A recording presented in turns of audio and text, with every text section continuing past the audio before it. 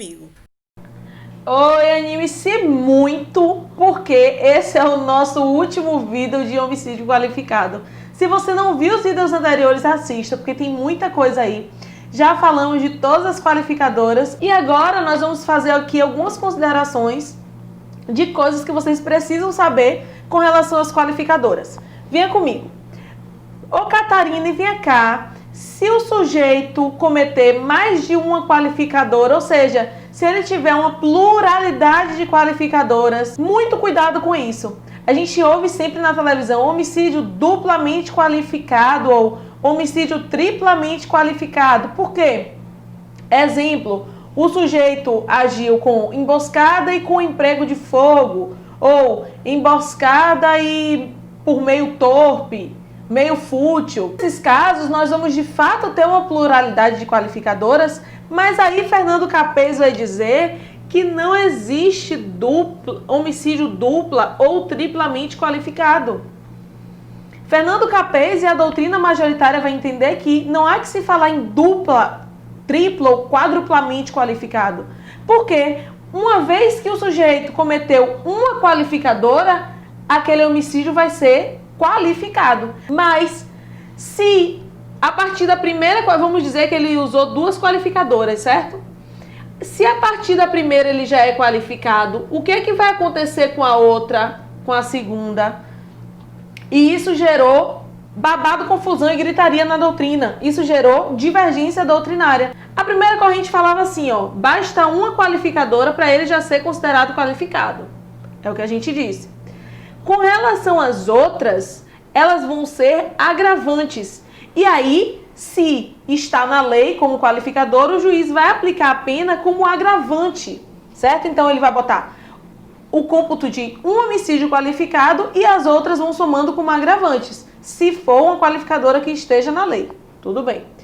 Aí veio a segunda corrente e disse, gente, de fato, basta uma qualificadora para ele ser considerado qualificado. Não existe de dupla, triplamente qualificado. Agora, com relação às outras, elas não vão ser consideradas como agravantes, não. Na verdade, elas vão ser consideradas como circunstâncias judiciais. Aí você já vem me perguntar, qual é a diferença entre agravante e circunstâncias judiciais? Gente, agravante eleva a pena, certo? Então, já está lá no qualificado, com a pena do qualificado. E a cada qualificador a mais, ele vai aumentar, ele vai agravar a pena. As circunstâncias judiciais são outra história. Vamos dizer que o crime seja punido com de 6 a 12 anos de determinado crime, certo? Isso aqui é um número abstrato. Mas quantos anos o sujeito vai ficar preso no final das contas? É um número que o juiz vai achar de 6 a 12. Então o juiz pode dizer que 8 anos, pode dizer que 10 anos. Mas para chegar a esse número, o juiz vai analisar as circunstâncias judiciais. Então ele vai analisar quem era o sujeito, como era o comportamento daquele sujeito, como foi que aconteceu tudo. Aí essa corrente vai dizer que essas qualificadoras a mais devem ser analisadas aqui, para chegar à pena, e não para agravar, certo? Sim, Catarina, e no final das contas, quem é que está certo? Quem está certo a gente não sabe, mas a corrente adotada é essa aqui, essa primeira corrente. Então, na prática, se eu tenho uma pluralidade de qualificadoras, a primeira basta uma para qualificar o homicídio. Pronto, homicídio qualificado. Com relação às outras, elas serão agravantes da pena. E aí, desde que tenha previsão legal, o juiz vai aplicar. Ah, entendi. Mas vem cá, Catarina, eu fiquei em casa pensando, virei para um lado, virei para o outro e cheguei à seguinte conclusão. E se o sujeito cometeu um homicídio que ao mesmo tempo é qualificado e privilegiado? Exemplo. Vamos dizer que o sujeito cometeu o crime por valor social, relevante valor social, mas ele usou de surpresa. Surpresa, elemento surpresa, a gente já sabe que qualifica o crime. E relevante valor social é um privilégio. E aí, como é que vai ficar a situação desse cara? É possível isso? Sim, gente, é possível. É possível desde que a qualificadora seja objetiva. Exemplo, esse exemplo aí que você trouxe. O sujeito cometeu o crime mediante relevante valor social. Essa é uma privilegiadora e, portanto, subjetiva.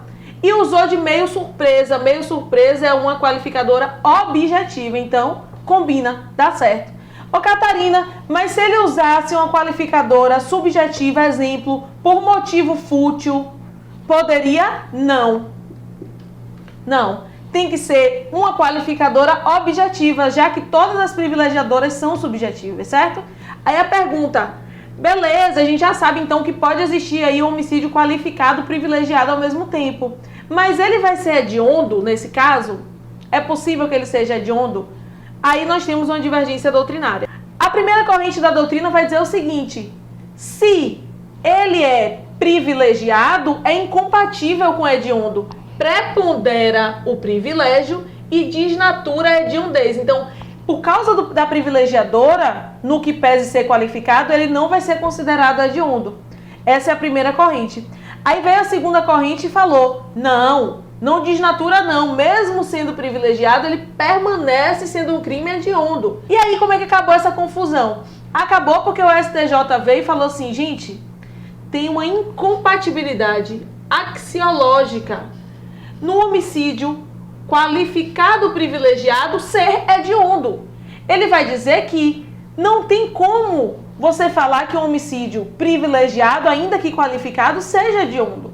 E, portanto, não integra o rol dos crimes hediondos. Beleza? Entendemos a pluralidade de qualificadoras.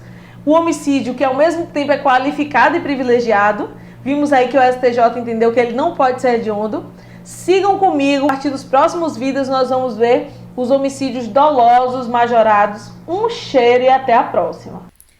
E aí, gostou desse vídeo? Ficou com alguma dúvida? Vamos conversar nos comentários? Quer saber mais sobre o direito penal? Então acesse a playlist completa.